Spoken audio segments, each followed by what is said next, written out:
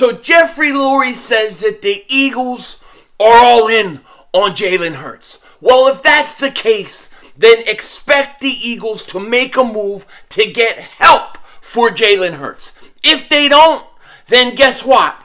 They're not all in.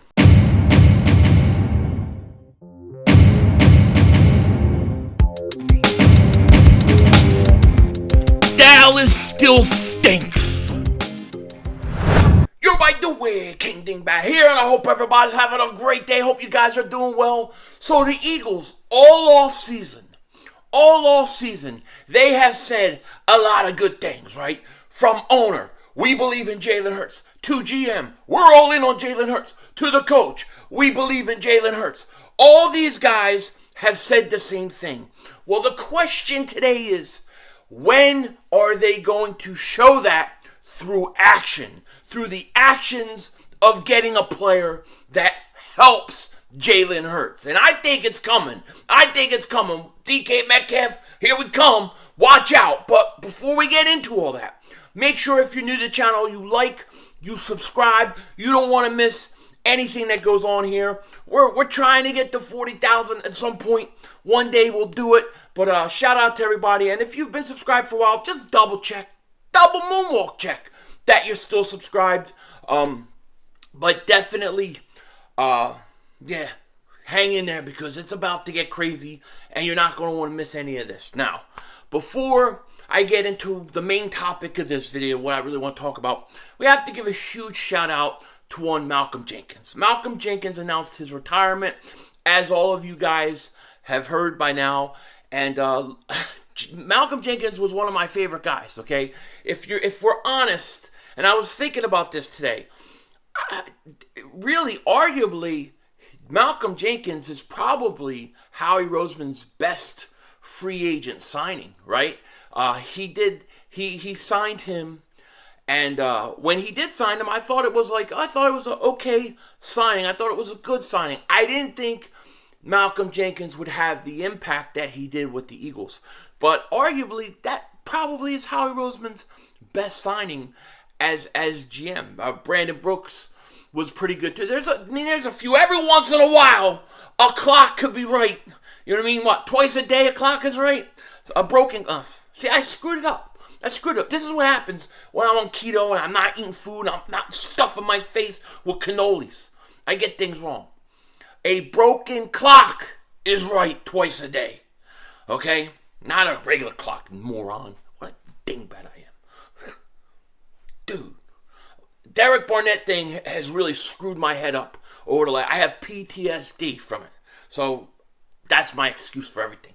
But now, Malcolm Jenkins, one of the best Eagles signings, helped us win a Super Bowl.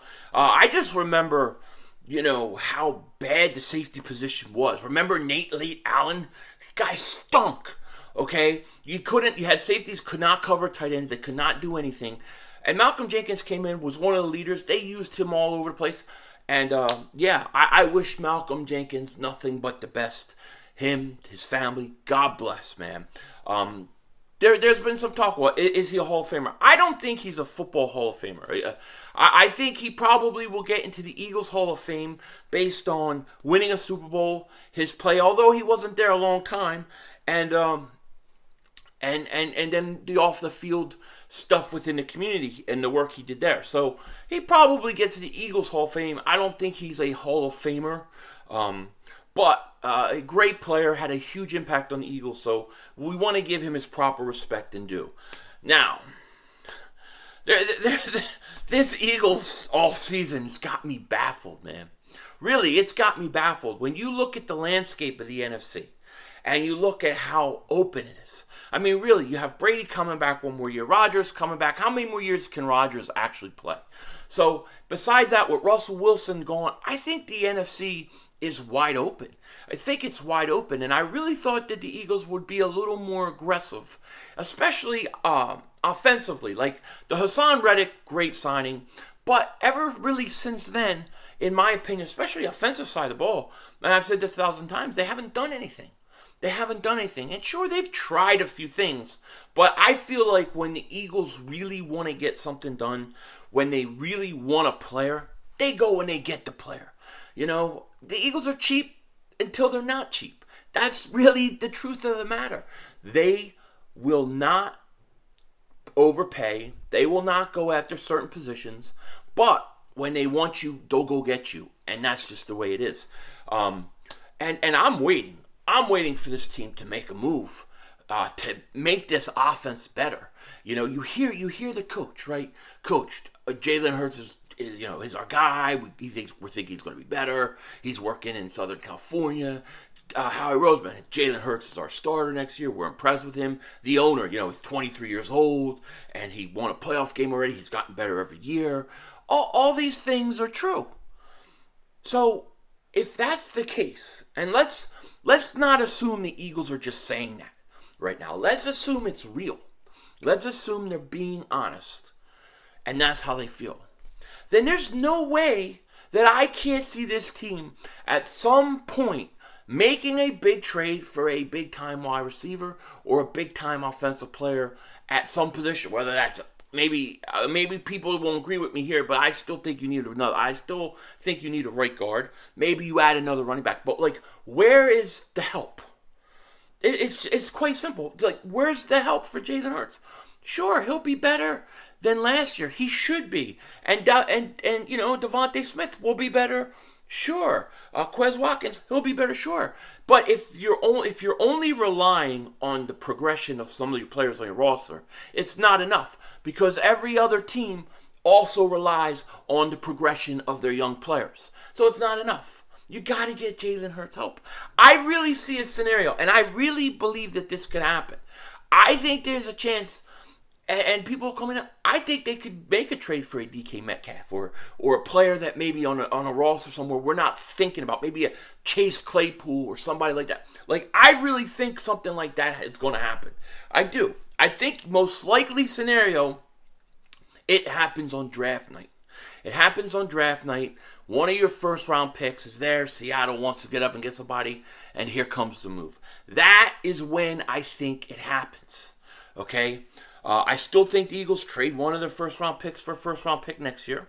I think that the Eagles, they're going to trade up with one of their first round picks. I think they're going to trade back with the other one and then either trade for a player or stay where they are. So I could see 15 moving up to 11, 9, 8. I can see 16 either stay there or trade for a player, and then 19 for a trade for a first round pick the following year. Maybe you add yourself another second round pick, right? If I get 2 second round picks, I might go for 2 Christians, right? Christian Watson, Christian Harris. Those may be the 2 guys I go for in second round. But if this team believes that Jalen Hurts it's got to happen, right? You got to improve somewhere. Remember, the Eagles have to know that next year, Jalen Hurts, after next year, he's up for a contract extension. They can extend him. Then you're going, then everything comes to pass. Everything meets at a head, because if Jalen Hurts is able to get a contract extension and the Eagles don't do it, then they don't believe in him. Right now, they could be saying, yeah, we believe in Jalen Hurts. We believe in him. And really not. But if they really do, and we're assuming they're being honest, then I don't see how another move isn't coming. A pretty significant move to help you offensively. It just has to happen. It has to happen. I mean, you're not going to sign. I don't think there's any real receivers out there that you can sign free agent-wise, right? I guess you could go after Jarvis Landry, but he wants $20 million a year. I ain't paying him $20 million a year. You could trade for Devontae Parker. I think that's a slight upgrade. I don't think it helps enough. It's not big enough, right? Let's find out what Jalen Hurts is about. Let's go get him DK Metcalf or something similar. Chase Claypool. Somebody that will come in day one and make an impact. And then let's see what he has. It's going to be telling. Now, some people will say to me, well, they tried to get Calvin Ridley. Yeah, well, woulda, coulda, shoulda. The only reason they wanted Calvin Ridley is because he was a third-round pick. He was cheap. If the Eagles truly believe in Jalen Hurts, actions will show it this offseason, and the Eagles will acquire talent. If they don't improve this offense at some point, and I mean vastly improve this offense. Then the Eagles don't believe in him. I think it's as simple as that. Your actions will speak louder than your words. Until then, they can say whatever they want. But I have to assume that until you show it and you back it up with proof, I can't. To me, it's just talk. So we'll find out. We'll see. Another guy I want to say real quick. Speaking of safeties earlier in this video, Tyrann Mathieu, Honey Badger's still there. He's still there. Now he's a little older than I would like, but I mean, if you could bring him in for a couple years, right now he would significantly help your defense. It's obvious to me at this point that this whole offseason, everything is about Jalen Hurts. The Eagles' whole offseason, it's about Jalen Hurts. What is Jalen Hurts? What will he be? And what do you have there? And that's the whole key to this whole thing. So if the Eagles believe in Jalen Hurts, the Eagles are going to back it up through action. If they don't believe in Jalen Hurts, then they're not. They're not going to invest in him. They're not going to invest around him because they've already made their decision. So I know what Howie says. I know what Nick Sirianni, my cannoli friend, says. I know what the owner says. But the actions have to back up the words. Otherwise, it's just words. We're going to find out. With that said, take care. Talk to you later. Don't be a dingbat. And of course, remember, it's Howie Vision. We're all just living in it.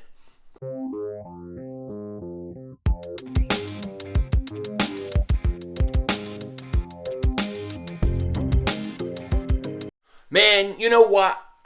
My fat ass, I gotta be honest. I've been doing keto, and it's working, right? All that. But dude, I'm hungry. I'm having dreams of Sicilian pizza. Now, if you don't live in the Philly area, in Jersey area, New York area anymore, if you don't live in that area, Northeast, if you don't live in that area anymore, when you leave and you go somewhere else, there isn't no Sicilian pizza. There's none. There's none. People, if you go here, if I go anywhere here and buy a Sicilian pizza and they call it that, it's a square pizza, but it doesn't taste like a Sicilian pizza. They don't know how to make it. I gotta figure a way to import it here. How the hell do I do that? 'Cause I'm hungry. With that said, Denzel Washington out.